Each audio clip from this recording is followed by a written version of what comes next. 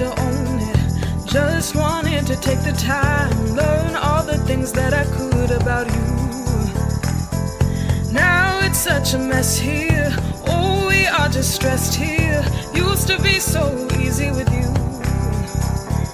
Thank you for coming on the show today. It's my pleasure. So Tree Fresno, tell us what Tree Fresno does. Well, Tree Fresno was a small nonprofit, an urban forestry nonprofit that was started 40 years ago. That is so impressive. By a group of concerned citizens that thought the tree, a large canopy, drought-tolerant urban tree, would be the answer to many of our city's problems, or the Central Valley's problems regarding heat and air quality. All right, so what's happened in that time from like how it's grown? I can only imagine the progress in 40 years. So this little organization has always been run predominantly by volunteers and through partnerships. So Tree Fresno has planted about 55,000 trees since 1985. Wow. And we work with 24 different cities around throughout the San Joaquin Valley. Wow, that's amazing. So what's happening on, is it July 14th? July 14th. July 14th. So Monday, July 14th, we're actually having an interesting information meeting about the building of vegetative barriers. Do you know what a vegetative barrier is? I need to go there so I can figure it out, so I can find out what a vegetative barrier is. So this kind of project involves the planting of trees, but it involves the planting of trees in a strategic manner, usually along busy roadways or along campuses of schools that are located along busy roadways, or businesses located near busy roadways, with the purpose of planting trees. Kind of looks like a fence of trees, and sometimes there's bushes associated with that. And these plants, especially these trees, actually absorb the near road pollution. So that pollution that would normally flow into a neighborhood is being prevented by the natural process of the tree. That's so incredible. Isn't it amazing, just all these little things that you find out being part of Tree Fresno? How long have you been in Tree Fresno? So I've been CEO for 6 years, or just about 6 years, and we've worked under a variety of projects, planting thousands of trees, especially throughout Fresno, the city of Fresno, Fresno County, and Madera. So we actually plant Fresno, Madera, Kings, and Tulare counties. Wow, and so people come to you and it's like, and that's what you know in your world, like we planted those trees. Mm-hmm. And you've been here for 6 years. Do you know like the history somewhat? Is there like the atlas of all the trees that Tree Fresno has planted? We do. We actually have, we use an application basically called Tree Plotter. Made by Planet Geo, and they're like a really cool platform to be able to display the location, the geolocation of every tree that we've planted. And so through the grants that we receive through primarily the state of California, they require that in our reporting so that every dollar is accounted for, we know where the trees are planted, and we know how to follow up and find those trees. That is so fun. I would love, that'd be an interesting, like, what do you call it, where you do like a little maze and like really this, and it spans so far. That'd be really interesting to go one day on a tour of and this tree and this tree. Yeah, that's actually a really good idea. And we have volunteers who come out to multiple plantings. So typically we plant trees between October 15th and this year we were into almost to June 15th. We've had a longer planting season this year because the heat hasn't quite settled in like as bad as last year. I've noticed that. Wow. So when it's really hot, that's just the worst time to plant. It is. It causes a lot of stress for new trees. And I will say that with all the trees that Tree Fresno plants, we actually require designated irrigation. So this is what probably sets us apart from people who just plant trees, is that we require of our partners, whether it's a city or park or a business or an individual or a resident, we require them to actually have basically a little bit of irrigation that runs directly to the tree. And this is really important because we are obviously pretty much always living in a drought time. And those trees need water to grow. So even though they're drought tolerant, they still need water. Right? There isn't a tree that doesn't everything, even the drought tolerant ones. But at least you guys know which trees to plant, which I think, do people call up with weird questions every day about stuff like that? They call up with questions, and that's one of the purposes of Tree Fresno. Which is good. There's no such thing as a weird question. I think people just, if they're calling us, it's usually because they don't know something, but they're concerned about a tree. And so that's good. It's good that that's what you want. So at the end of the day, it's a good thing. And we can sometimes serve as kind of a switchboard if somebody is, for example, they're taking down a tree in front of our house. It's a street tree. We don't know what to do. And then we can refer them, whether it's a city or county tree, to be able to report that or be able to say something about that process. So I always thank them for actually caring about the tree enough to actually give a call. And then we talk about, what can be done in terms of either saving that tree or maybe replacing it somewhere else. Oh, so sometimes you guys can replant it somewhere. Yes. In fact, there are reasons to take out trees. So sometimes maybe the city will take out a tree because it's dropping limbs. So it's come to the end of its lifespan, and it may become a danger to the community. So you don't want tree limbs falling on cars or people or a dog or anything like that. So you want to make sure that those trees are either pruned properly or actually removed entirely. And then once the stump is removed, then that tree can actually be replanted with the appropriate species. Oh, that's great. And you had talked about, too, I think, was it in the Fresno Bee or the Business Journal, one of them, about what trees not to plant.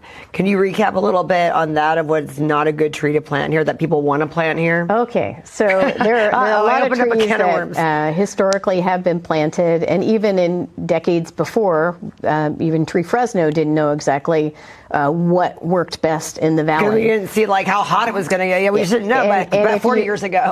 And also people often will plant for aesthetic value. So it's beautiful. So I wanted a redwood, in my yard. And one of the issues that we see there is that redwoods are not appropriate for this environment. So even though they're amazingly beautiful trees, they'll only last typically, if they get established, 20 or 30 years before they really start wreaking havoc on the infrastructure below ground, maybe above ground, with housing. So redwoods, and I would say also palms are, which isn't actually a tree, are planted plentifully because of their aesthetic value. But in reality, for the long term, and we would consider long term meaning 40 years, 50 years, 60 years, sometimes 80 to 100 years, it would be better to plant something that is highly drought tolerant, something that is not going to go searching for water under your home. Something that provides shade. So when it provides shade, it can actually lower your utility bills. I think everybody wants that in California. Yeah. So that's definitely a selling point these days, is making sure, and I would put this out as a public service announcement, is when people are considering adding solar and accommodating for solar, that they look at that balance. Because sometimes an unscrupulous company might say you should take out trees when in fact those savings aren't near as great as having those trees there to shade your home. So at my home, I have both solar and I have trees. And that's the best combination. Right. In our communities, we should have more planning for the future, which involves both alternative energy generation like solar, and also trees there as well. Because as you know, when you're walking outside, it's so much more pleasant to be nearby to a shade tree, especially in the heat of summer. Very much. And for the animals, you take them out for a walk, take a dog out for a walk, you don't want him burning his little paws. On the ground. Sure. And then, because I know you guys do offer, it's amazing all the services that you guys offer and the other forces that you guys work with offer. So if people did get, as far as residential, if people did move into a house that just has all the wrong trees and whatever, what do you guys offer as far as helping them if they call and like, hey, can someone help me take these, or well, who do I call to take this out, or move this to there? What do they do? I'd say someone who is interested in the trees for their property, they can give us a call. Anybody can give Tree Fresno a call, and we can refer them to resources. We can refer them to resources that we use. I love Cal Poly has a platform called Select Tree. And so that may be good for your audience to take a look at that, because you're able to put in kind of where you live, the zone, and it can actually pull up various species, both of trees and of smaller plants that would be appropriate for the environment. So that's like just online? We just go to Cal Poly, select trees, and we can see, and we just boom, boom? So they have an Urban Forestry Institute there, and we really, really appreciate the data that comes out of that Urban Forestry Institute. That's so cool. And that's something, even like, these are things to think about when you're buying a house, kind of, to see like, hey, what's been going on here in the trees? Is it's like, things that people don't think about, but once you live in that home, you're going to start thinking about that really quickly. About what makes sense. So we routinely get people to call us, or when we're out in the community, asking us questions about what they could add to their yard and how they should go about doing things. I'll even have conversations with people about drought-tolerant landscaping. At Tree Fresno, we're located on the campus of Fresno State on the farm, and we have a water-wise, or a drought-tolerant garden that features many different species of plants that can be grown in your yard here. So you can actually see it, ground cover or different plants that require minimal water. So that is something that we promote. We don't specialize in that. We specialize in the planting of large canopy trees, but we know that it's important. It's important for our environment.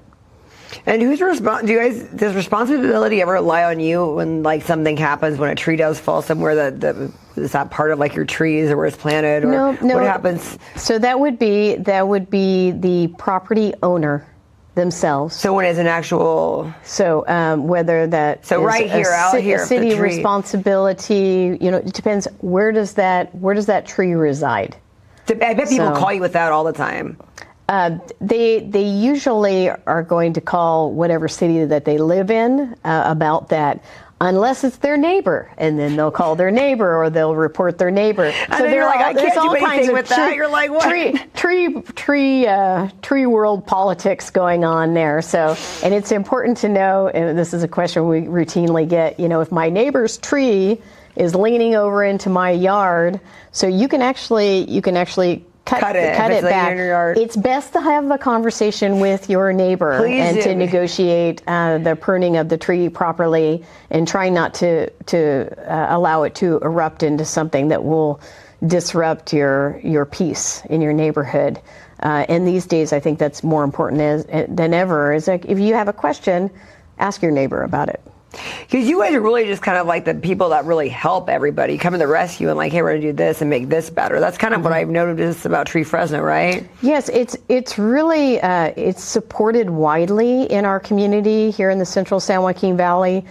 Schools know that they can come to us. We work with like 30 school districts. Like field trips, and they come and see? If they need trees, then they can come to us. And so what happens is that we create a plan for trees and irrigation, and then if we have the ability, and often we have this with the schools, is we coordinate a volunteer planting.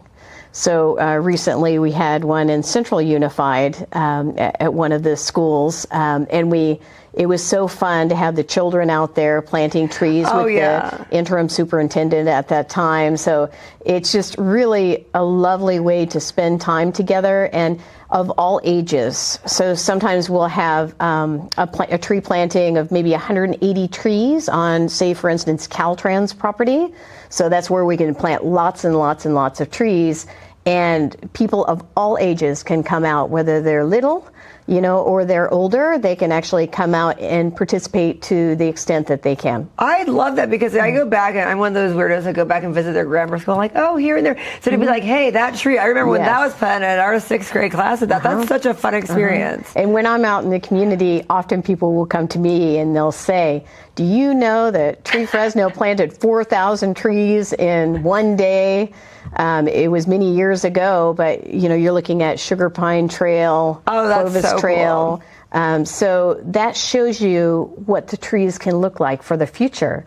And so currently, Tree Fresno, over the last several years, has really focused on planting trees throughout South Central, Southeast, Southwest Fresno, making sure that we're planting the new crop of trees, because there's a lot of old trees that are coming to the end of their lives, and we want to make sure that there's adequate green space for regions of the cities that doesn't have access to Woodward Park, for instance, or those trails that we have in Northeast Fresno. And now we have the Midtown Trail coming up, and that's really exciting that the city is building.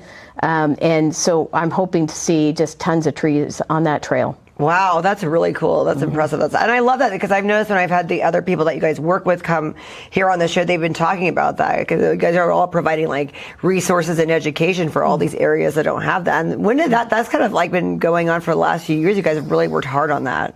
Yes, well, I would say for the last 10 years, that's been a super duper focus.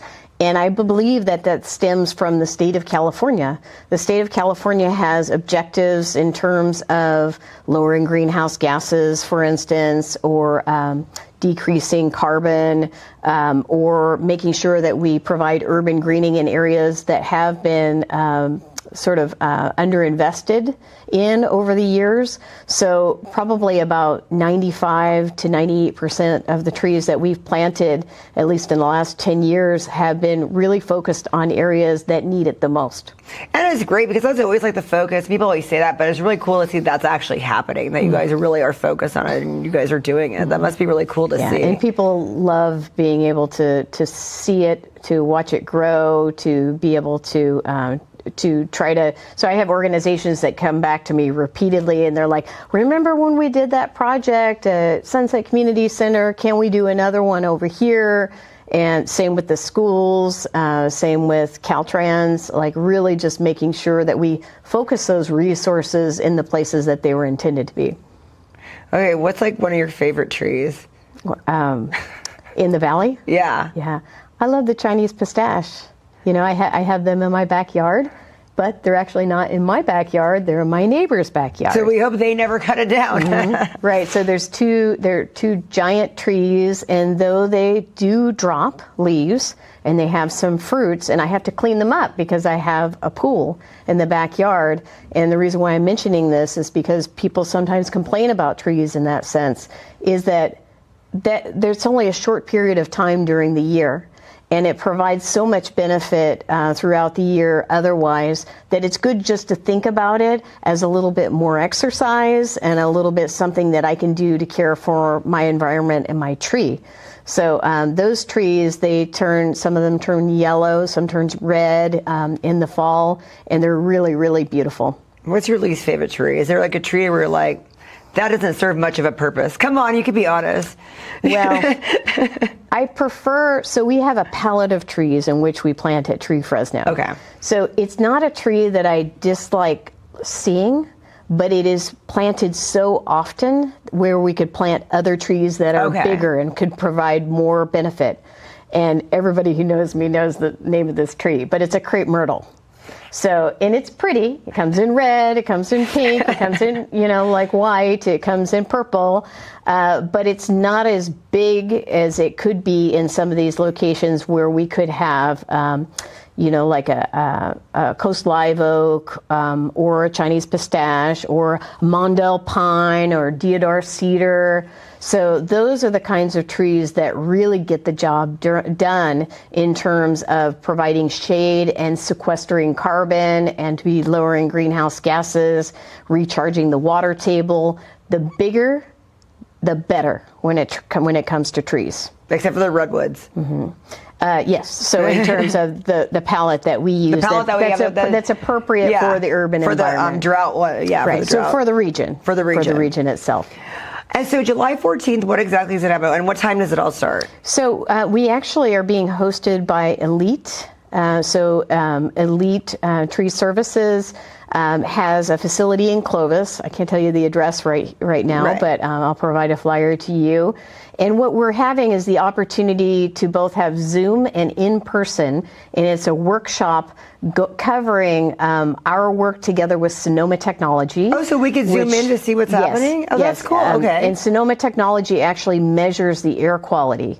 So we have pre-planting data, and then we have post-planting data. Wow, that's and they'll so cool. be observing air quality to see if indeed the trees, the vegetative barrier makes a difference in that community. So we'll talk about plantings that we've done at several of the Fresno Unified schools. So Tehipity, and then Leavenworth, and then also we have the city of Fowler worked with us on a vegetative barrier along Highway 99. And it's time for people to ask questions during this July 14th event, right? So that's a cool incentive just to kind of tune in and be like, hey. Right. And other organizations that are interested in how can we incorporate the benefits of trees in the work that we do. For example, there are studies that show that the presence of trees lowers violence in neighborhoods. So there are correlation studies, strong correlation studies. The connectivity to green space lowers violence in neighborhoods. So you could see maybe a domestic violence organization might want to partner with us and even incorporate that aspect into the work that they do. And that actually makes all of our work stronger together. So, and then education, obviously, with schools. We work with the children, do a little workshop with any of our volunteers, teaching them how to appropriately plant a tree, why the species has been chosen, and how to take care of the tree into the future. Do you know anybody that started this 40 years ago? Yes. And most people around here know this name is John Valentino. So he is still on the board. He runs his own landscaping company, and he was the one who versed me in why Tree Fresno started. I will say there are dozens of people in this area that have served on the board, and we're part of being co-founders of Tree Fresno. There's a lot of overlap with the Parkway, the San Joaquin Parkway Trust. There's people, I think, interested. Those who are interested in the river are usually interested in the trees.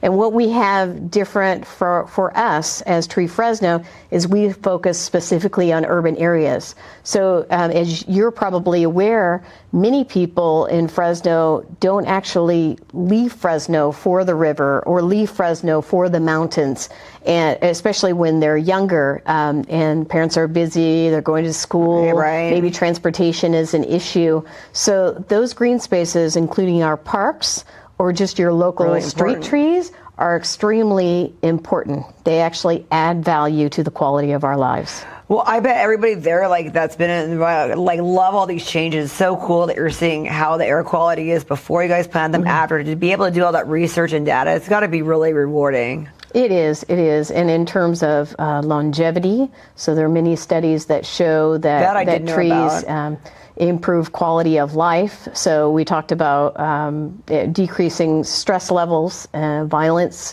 propensities for violence, especially in areas that are hot like this. But also we have a lot of problems with asthma and cardiovascular disease in the valley. And so we suffer a lot in urban areas from something called the heat island effect. And that is this intensity of heat because of the hardscape around us, the concrete, the pavement, etc. So if we can dilute that and put more trees and more plants and more green space, then we can allow for our population to be a lot healthier and happier. This is awesome. Where can we follow or look up? And does Tree Fresno have Instagram where we can follow and see what events you guys have going on? Yeah, we have Instagram, and then because my age group, Facebook is a good location to see pictures of our projects, to see who funds our work.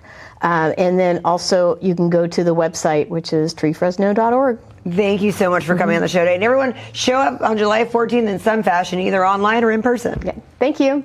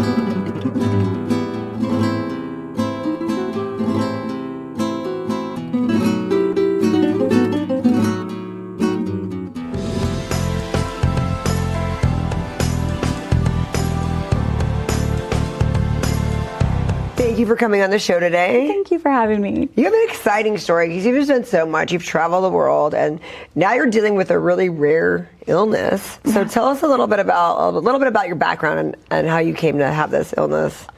Well, coming to have it is kind of a complicated way of saying it because I think it's something that I've had my whole life. It's just coming to find out what it is you have and getting proper diagnoses. Was it high school you said? High school I started having, symptoms. So like my ankles would dislocate. I was an athlete. And so running, I was noticing this pain, and I had gone to doctors and they said, okay, your joints, instead of rotating normal like this, they were twisting and grinding. So that's the first thing that I was very aware of, but I was pushing through it, right? I was bracing and I was running. And I think the first time I had a severe dislocation was at Woodward Park when we did the district meet, and it was right at the start. I was running and my ankle completely went out, and I still finished the race. No, oh my goodness. Not because I enjoyed running, because I was that competitive. But, oh my goodness. Yeah, so, and even back then we weren't sure. My mom just thought that I was rough on my body. She's like, why do you always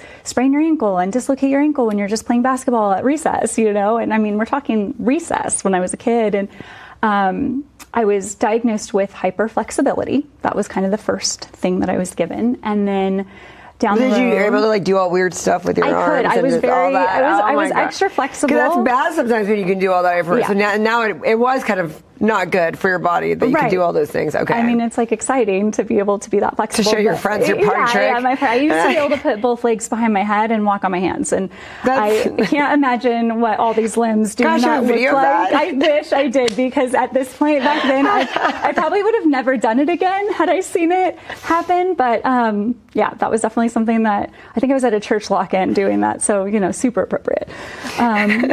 But yeah, so I was having dislocations, a lot of body pain young, pushing through it, working out, wondering why when I work out I was still having so much pain and a little bit of fatigue, and I would just pressure through.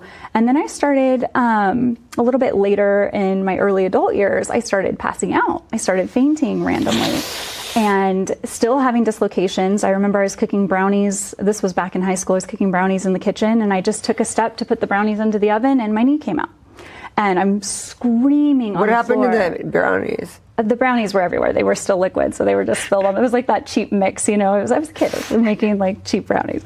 And my knee is completely out. I had my mom's daughter, which is a friend of mine and my brother's, was there. She's screaming. My brother's like, what? He comes running in, slips on the brownie mix. I'm still screaming with my knee popped out. And I ended up pushing it back in, and happened again at Magic Mountain. We were running in on a field trip, knee popped out. I popped it back in and could run around. I can't do that anymore. The dislocations are a lot more painful the older you get. Wow. And, we haven't said what it is yet. I don't know if you want me to yeah, we can say, but so when did you get diagnosed though? I didn't get diagnosed officially with the actual disease that I have until like 2018, 2019. I should know exactly, but it's been such a blur, and then COVID happened. So 2018, 2019? So this is... Yeah.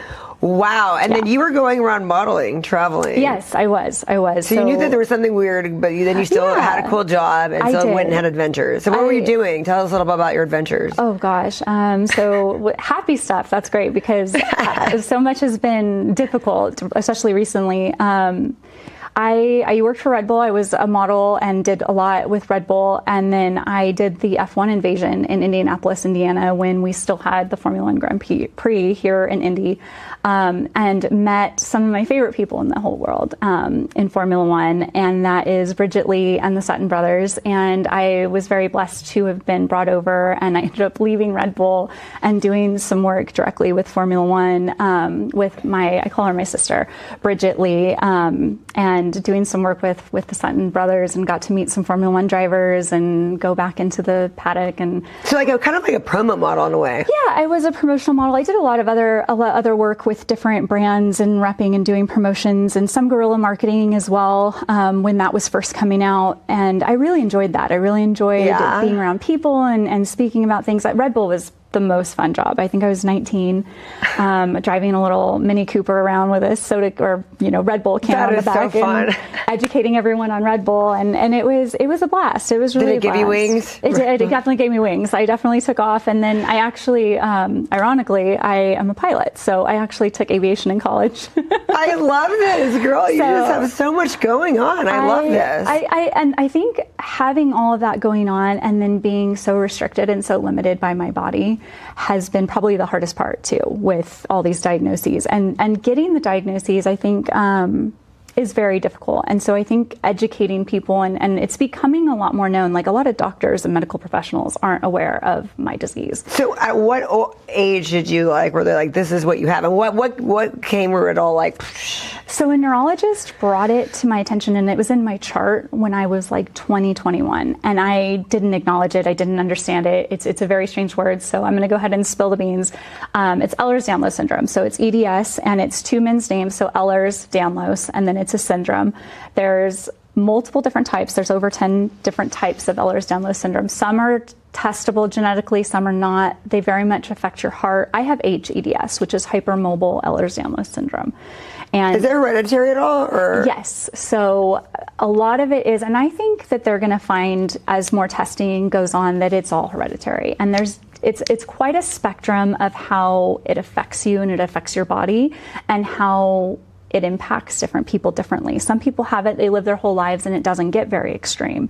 And some of them, like contortionists, a lot of them are hypermobile Ehlers-Danlos syndrome people that are running around with conditions that have to kind of navigate things differently. The unfortunate thing about the disease is that there's no cure, and it's degenerative. So it's the things that they recommend is moderation and limitations. So the sooner you get a diagnosis, the better you can navigate limiting your physical activity and doing less strain on your body. Do they want you to do some things? Because they want you to stay active and keep your body good, but just it's very.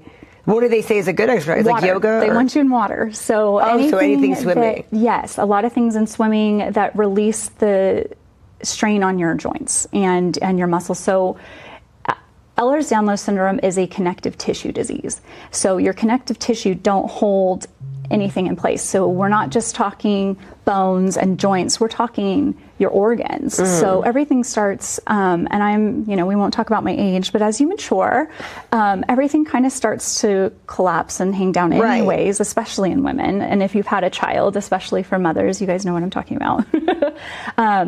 Everything kind of starts to hang down. And so the connective tissue is not holding your organs in place. So they're all kind of compressing on each other and trying to kind of prolapse. And there's a lot of GI issues that are correlated to it. And it's considered an umbrella disease because there's so many other ailments, and you get so many subdiagnoses along the way that it takes a long time for one specialist to piece the puzzle pieces together and be like, oh, you have Ehlers-Danlos syndrome, you have POTS, you have mast cell activation syndrome, you have Hashimoto's disease, which is a thyroid disorder, you have, joint issues and instability and hyperflexibility, you have orthostatic hypotension, which is like low blood pressure, which is very much associated with POTS.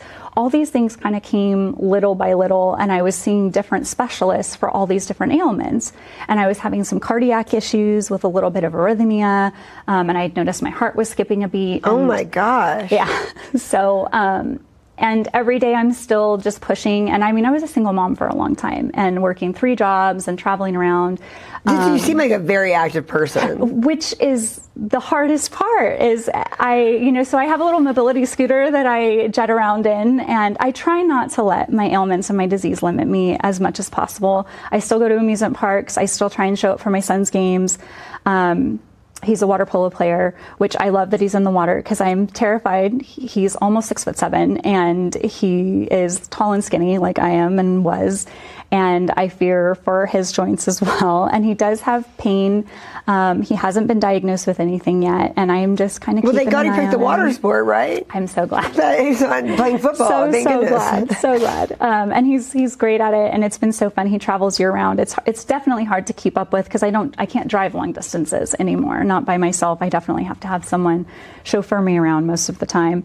And that kind of correlates with another condition that I have that is somewhat common in Ehlers-Danlos syndrome patients, but it is definitely a separate issue, and it's a neurological disorder. So I have something called functional neurological disorder, and it causes my neurons and nerves from my brain, the signals, to basically misfire in my body, and I'll kind of lose control of myself. And I have events and episodes that are very similar and manifest like seizures. They're diagnosed and coded as seizures. But I can feel them coming on. I'm coherent when they happen, and I just kind of lose control of my body. I will kind of go out, and some last longer than others, but that's become a lot more manageable. Can you even drive at all then? Yes, I can. That's good. And I can drive around town, and I can definitely feel when I have good days and when I have bad days. So I'm very grateful that I still have that mobility in that sense. But it's been a lot to juggle and a lot of discovery. Like, I was admitted to Stanford in their EMU department, with all the wires were attached to my head, and I had the cap on, and was there for a long time where they monitored and checked my brain to make sure that my brain activity was firing properly. And it took a long time to identify and get that diagnosis. And then I did a tilt table test to officially diagnose my POTS syndrome, which is postural orthotension. It's a long old name, which I would have to look up to say correctly. Right. Not a great advocate. But it gets to the point where you just kind of, and for a while I did become very hermited, and I became very depressed. I can only imagine, yeah. And when you hear how degenerative it is and that there's no cure and that you're so severely bedridden, it's fatigue, it's just constant pain. I also have fibromyalgia, so I have this internal pain that just spurs through my bones. I was dealing with it before I drove over here today. Wow. So it's just a lot to navigate. And then, I'm walking around, sometimes walking, sometimes I have my braces, I took my brace off for the filming, but people look at me and they're like, well, you're too young to be that sick, or you don't look disabled, or, I get a lot of that. And I think that people with invisible illnesses often deal with getting hit with that, and a lot of gaslighting in the medical community as well. That makes a lot of sense. Yeah. Right. Yeah. Wow. Doctors, especially uneducated doctors that haven't done more research, and I'm not going to lie, this area has been really difficult. I imagine. Well, it's hard because if you don't see it, you don't know. So if they don't have the experience, and you seem like a rare case, that's yeah. So I don't know how much of that falls on their fault or their experience, because it's just got to be rough. Do you have a community of people at this point? It's getting better, and I didn't when I was first starting out. I wouldn't think so. And I felt very lonely. I was doing a lot of advocating for myself. I felt very isolated. It was a very, very lonely process for me. One of my mom's best friends, actually, she's in her 60s now, has the same genetic disorder that I have, and it's been interesting because she's been such a second mom to me with going through this. So I've had her to kind of talk about everything with, but it's also hard because she's at the point that I'm, seeing what happens to this person that has my disease in their 60s. So sometimes it's scary looking through that window and knowing all of the ailments that are going to enhance and the things and the limitations I'm going to have as I get older. But it's also nice to talk through it with someone that knows the lingo, that I don't have to explain myself to, that's not questioning the validity of my ailments and the severity of it, even though I'm walking around looking normal and looking fine. But as far as, I'm kind of losing my train of thought here, getting the diagnoses here took a long time. It wasn't until I got to Stanford that I had to fight hard to get to Stanford. I had neurologists here, and I was sent around to different neurologists that kept telling me that I had conditions and things that they couldn't help, that I was out of their spectrum of ability to care for. So hard. Yeah. They tried to send me to Visalia. I called them, told them what my ailments were, the things I had dealt with already. And they told me over the phone, like, that's outside of our scope of practice. I think that you need a more developed neurologist that can help you with this, and they suggested Stanford as well. Because I'd rather have that than somebody BSing and saying that it could be. It's kind of better if they're like, no, go here, go there. It's out of our depth. And I was grateful that doctor did, but I went to probably 4 or 5 different neurologists before I got to that point. So we're 2 years in now, and I still don't understand what's going on. I'm still having fainting events. I realized caffeine was a trigger, so I kind of figured that out on my own. Stopped drinking caffeine entirely. And then I had to fight with my insurance. I was given a referral to Stanford. They denied me. I had to go back and forth. It took me a week, and I spent an entire day, the day before I was supposed to be leaving for Stanford, after they had approved my appointment, they decided to not approve it again. And I had to call. I'm like, I already have a hotel booked. I already scheduled a driver. I've got all these things situated. I'm having basically these seizure events. I'm going out, my whole body's shaking, we don't know what's going on. And I had to advocate so hard and tell them, I said, if I have something wrong with my brain, if there's a tumor in here and I die, I'm documenting all of this. And I said, I will leave with family members. If something happens to me, they will be coming after you for denying me necessary medical care. And I encourage anyone who's watching this, who's struggling with something. This is awesome. Do not take no for an answer. Do not stop when somebody denies you. Isn't it sad that sometimes it's you feel like no one cares about you? It's why does no one care about me? Why is nobody listening or taking me seriously? It's got to be really frustrating to feel that way. And I took that a long time, and I was like, I'm unlovable. I'm unworthy. I don't deserve this treatment. I love it all because these stories that's really hard to be like that. Yeah. To say no, we're not taking no. I've gotten to a lot better mindset about that now that it's been so many years that I've been going through it, and I have a lot better understanding. I know what my diagnoses are, and it doesn't make the pain easier. It doesn't make, what I'm navigating easier, but it's mentally less challenging because I know what I have. I know what is available to assist me. With POTS, I take these electrolyte pills every day and a salt. You have to take salt tablets to kind of keep your blood flowing. I know to stay very hydrated. I know to rest when I need it. I can't be in the heat very long.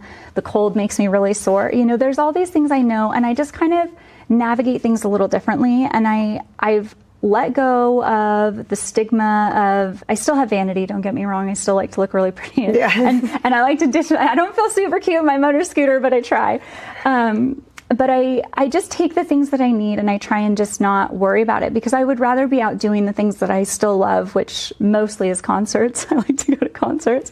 And that is one thing that having a disability hasn't really limited me from. So that's been wonderful. So I travel and go see people. I'm going to go see Oasis here soon. Oh, nice. Which is going to be a lot of fun. But as far as the mindset goes, you have to remember that the healthcare industry is a business. That a lot of these people are showing up to get their paycheck. A lot of these people are in the market to make money. So when they're denying your prescriptions, when they're denying your visits to advanced medical treatments and care, they're trying not to spend the money on you. And I don't even want to get into the politics of that right now and how restrictive that's becoming. Wow. Even just since last year, I'm on disability now, and I will tell you that took me over 3 years. It took me getting an attorney. It took I bet. quite a process. They probably did not, like you said, the younger in here, they don't want to believe that. There's, I can only imagine what you went through to get that. Yeah, and I feel bad for anyone that's going through it, but my suggestion would be to anybody watching is don't wait. If you think that you're in a position where you need to be on disability, get the attorney right off. You're going to need it. My mom's friend also went through the same process. She was in her 60s when this happened, had worked many more years, paid into, Social Security a lot longer than I had, and she still got put through, actual, can I say hell on TV? Yeah. Put No, through I actual believe. hell. Like, it's dehumanizing what you're And it's put hard through. because it's like, I could tell by looking at you and I met that you're just a person that's active and nobody's doing things. So I know that it was harder for you to stop working, that it's harder for them, you're not a person milking the system. And No. it's like, No. Then it's just hard to be explained, like, hey, no, I really want to be working. I miss the workforce. I desperately miss working. And people say, they're like, well, isn't it great to just be able to sit like, at home? no. I'm like, oh my gosh, I go crazy and I'm so lonely and bored. And I have found a lot of things that have kept me busy, and I don't feel that as intensely now. And I have 2 dogs, which if you're home alone, get a dog. It's definitely great. I have a little one that I take everywhere with me, but yeah, it's a lot. And I think that it's becoming more common and more well known, and I've talked to some moms who their children have been diagnosed, and I think that's incredible. So is there any specialists here now that we can go to for that? There's no one that's specific for Ehlers-Danlos syndrome. I will say, if you're dealing with hyperflexibility and you're having pain in your body, for physical therapy, I'm going to plug Robert Pauline Physical Therapy, who also does a lot at our Ehlers-Danlos events. And it just became a 501c3, and I'm so proud of the people that have been running it, and I should get more involved than I have been.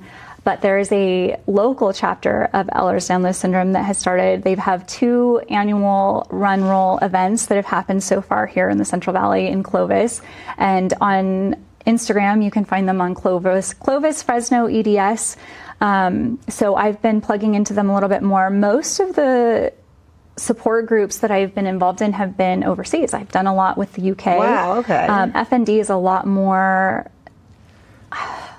accepted and understood in the UK. There's a lot more doctors and neurologists that have identified what that stems from, and a lot of it is PTSD and trauma. And so that's a whole other story. I don't know how much into that you want me to get into. What's your social media platforms? Can anybody who thinks that they are struggling with this, can they reach out to you and talk to you about this? Absolutely, and I should be more open and available and advocating than I am. Most of my social media is private. I do have a social media that I will hop on that is available, and I call it Rad Role Model. So it's rad_role_model MODL, and it's kind of a play on the fact that I was a model and now I'm often in a wheelchair.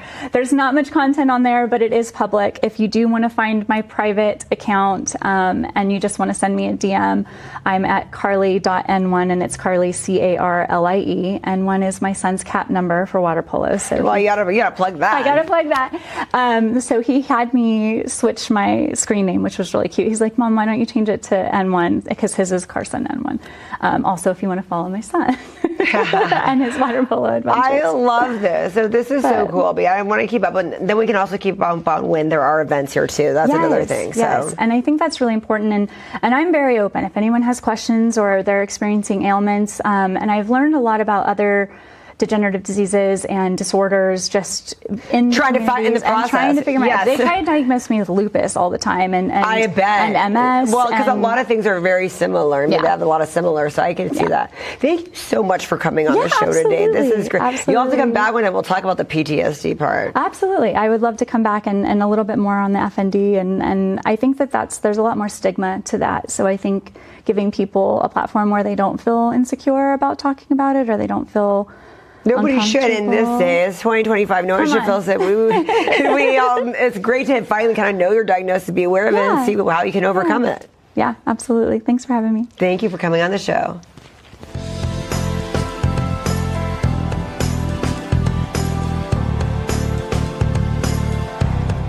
Thanks for coming on the show today. So I love the photos I saw of you. I was like, wow, that is amazing. You got your body really amazing for this competition. What inspired you to compete this year? Actually, I suffer with diabetes, type 2 diabetes. And I've suffered with it for the last couple of years. Actually, I started strength training in 2023. So when did you get diagnosed with the type 2 diabetes? In 2019. Wow. And so I know I went to the doctors and they suggested strength training. Of course, change. Were you like overweight at one point? You were always kind of normal? Always been average size. My brother has it. My father has it. Hereditary, okay. And my father, on his side of the family, his father and their siblings died from diabetes complication. Oh, boy. So it's there. Did you always get tested? How does that work? Do you get tested because every now and then, because you know it runs in the family? How do they do that? No, actually, everybody, generally for your physicals, they'll test you. You probably were never alerted of it because your A1C is generally what it's called. Okay. Is normal. As long as it's normal and you're not pre-diabetic, they don't mention it. Okay, They're so not it's just an gonna mention irregular it to you. physical. Okay. Right. So it should be a regular part of your yearly physical where they test your, during blood. And then they'll find out whether or not, if you're pre-diabetic, which mostly people are now, they'll let you know. Most of the time, some doctors are even pushing medication if you're just pre-diabetic. Okay. So that's what happened, and so I started going to the gym. But honestly, I lack discipline. I love to eat.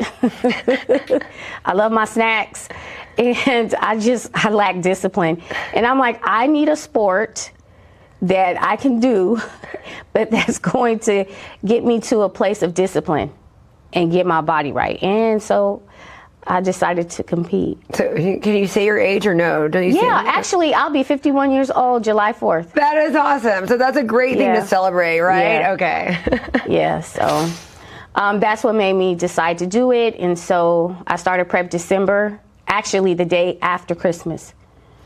Yeah. Well, thank God it wasn't before, but exactly. So I started the day after Christmas, and I did prep all the way until the week, because the competition was April 26th. So it was challenging.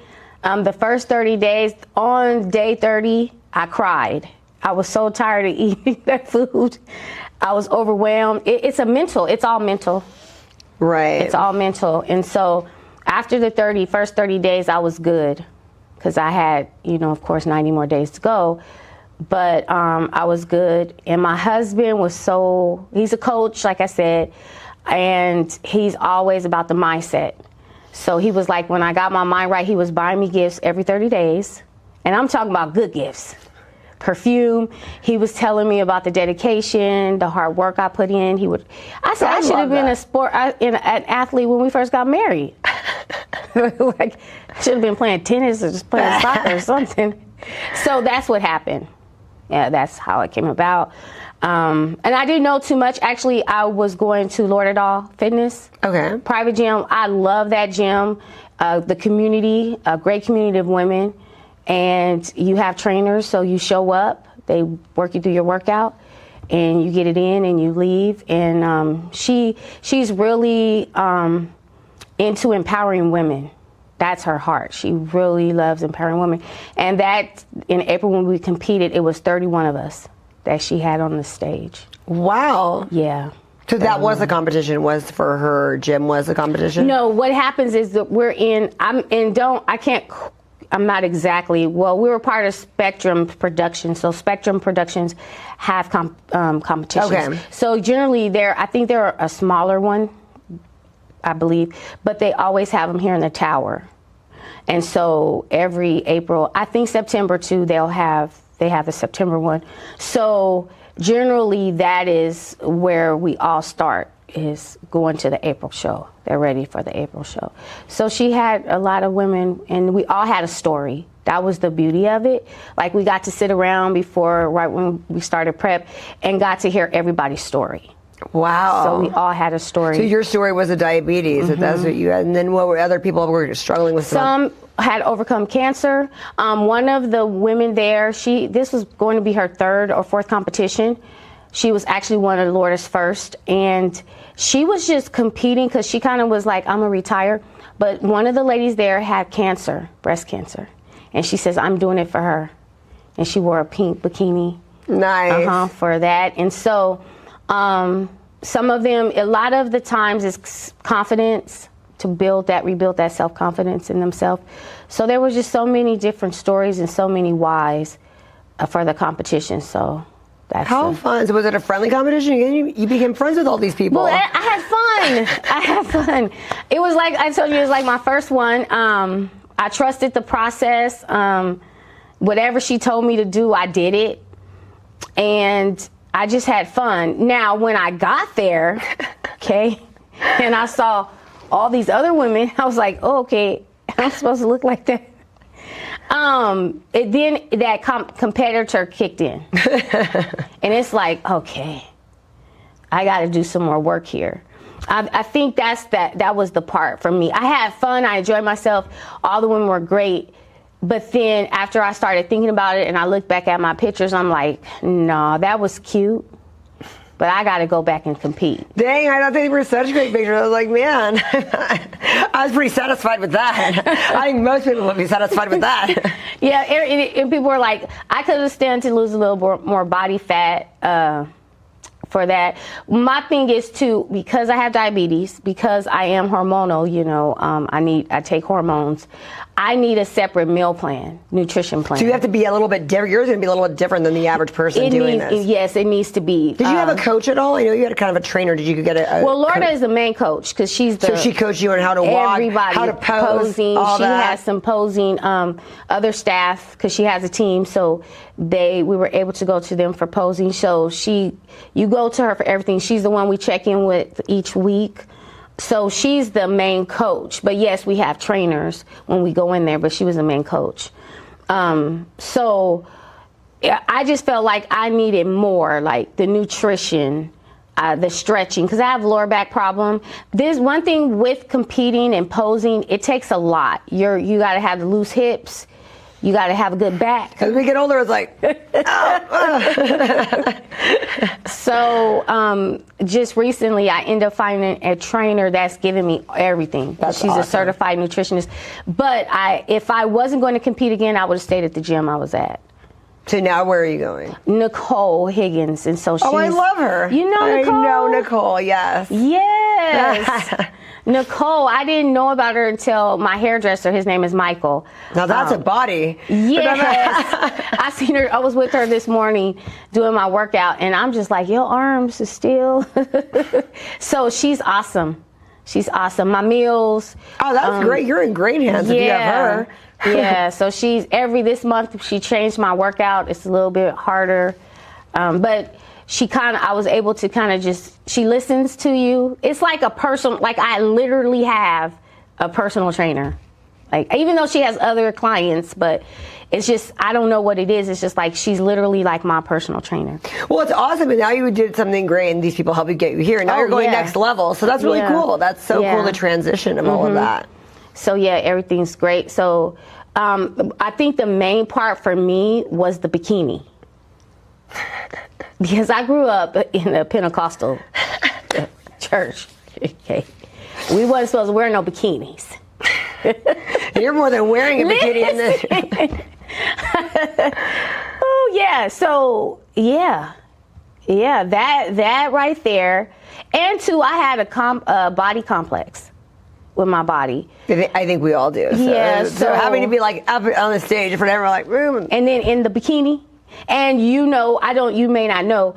So Nicole, of course, is physique. Right. Her bikini's different. She has a bikini, but her bikini cut is different than mine. Then there's the bikini, which I was in that category. My cut is different because now they have fit model. Now, fit model, I probably wouldn't have caught as much flack from the church had I been in the fit model bikini because it has a little bit more coverage in the back. So they're coming. One thing about the sport is they're coming out with more categories for women. Right. They are. And, starting to I thought she was in bodybuilding. Now she's only doing physique. Yeah, she's physique. Okay. Yeah. Which she does more posing. She has a routine. Then there's figure. There's women's wellness.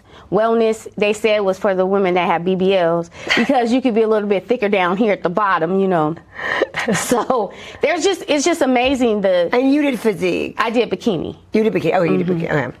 So yeah, I think that was my main thing is I got to get on this stage with this bikini on.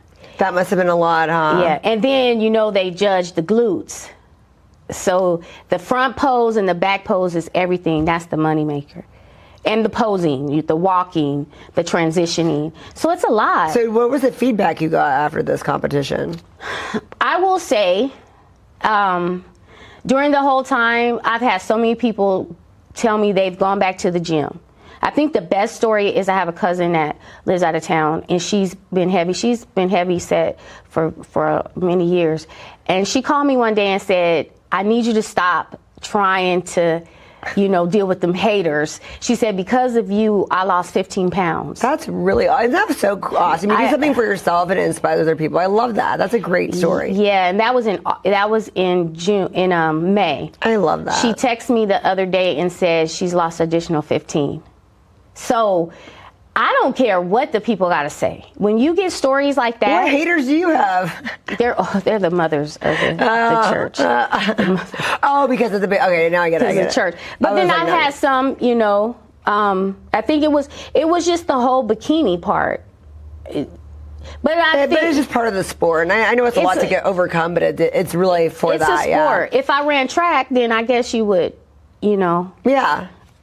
be mad because my shorts are too short. It's just a sport. But it's a sport, and so it gave me confidence.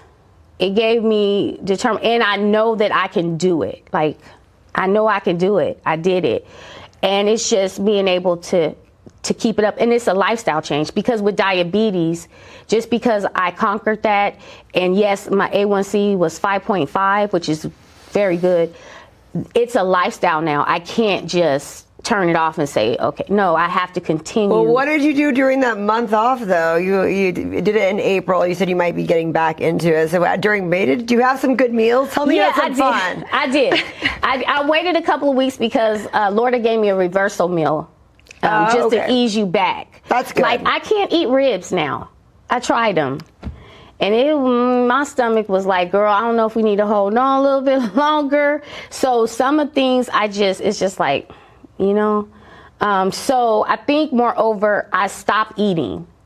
That was my issue. Overeating. Because I have to eat meals, at least 5 meals a day, every 2.5 hours.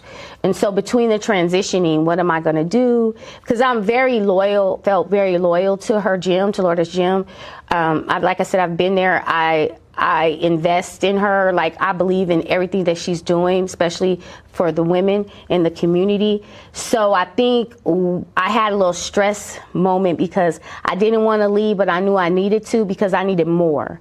And so in between that time, I wasn't eating. So with me, I might have gained a little bit more weight or didn't have a lot of energy, because food is basically fuel, is what I've learned. Did Nicole give you any fun food? See, that's what I like about Nicole. I feel like she'd give you the fun stuff. Nicole will, but she told me this morning, you eat every day, right? Monday through Thursday. Okay, you could go have a cheat on Friday. That's why I like Nicole. Yeah. Now, during prep, so that's the difference. So right now I'm in off season. And what I've learned with Nicole is you should be at a certain body fat. So one of her clients has to be at 18% body fat. That's all the room she's giving her. Because when it's time for her to compete, there's not anything drastic, right? Right. So she's allowing her still, okay, you can have this meal on Friday if you ate right Monday through Thursday. And you're only replacing one meal. And I think, because I'm trying to really, a lot of people has been asking me, what do I need to do? I'm in the gym. You got to eat. So I think you can reward yourself, because they're not competing. If you eat good Monday through Friday, Saturday you can go and get one of your meals and just have, a good meal, and then get back on track. My husband used to tell me that back in the day, and I used to be like, I can't do that. I'm going to keep eating. Oh, man, you have a fit family overall. Like, I mean, a lot of you, it seems like a lot of athletes in the family. The boys. So my husband, of course, he used to play for Fresno State. Actually, Trent Dilfer, in that era, Lorenzo Neal, he played with him. And then he didn't end up going to the league, but he is a football coach. So he coaches defensive backs or cornerbacks. My oldest stepson, he actually went to UCLA. He was at Central East, both of them, and he played football there. He's now a coach. So he coaches his brother, of course. He coaches some other corners. But he's just a well-rounded coach. He coaches children. He coaches whoever wants to be coached up. He'll coach them. And Jalen, of course, like I said, he plays for the Bears. And then my son, my biological son, he's in San Francisco. He's a skater, dude. He's a skateboarder. That's it. He's good, though. But I told him, you need to stop rolling through them stop signs in San Francisco. So, yeah, I think just being able to understand what they've done over the years when it comes to sports, that it's just a mindset. And the way their minds are is, you know. So which one plays for the Chicago Bears? Jalen. So that's the baby boy. The baby. Okay, so it's like, everyone, every era, there's somebody that's played. I love that. Somebody doing something. So, yeah, it's just a mindset. And where can we follow you on social media? And see I am on Instagram under T Simone, _Simone. I'm on TikTok. You can find me on TikTok. I post all of my workout videos. Oh, everyone's got to follow you on TikTok. Yeah, TikTok. TJ is what I am on TikTok. And I'm on Facebook, Timesa Spencer-Johnson. I'm on there.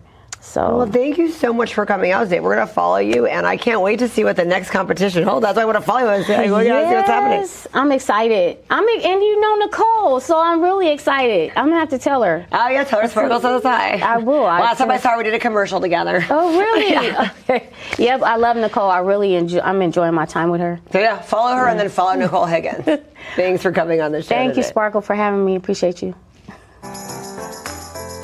Felt right in the moment, felt right in the summertime. It felt right drinking cherry wine with you.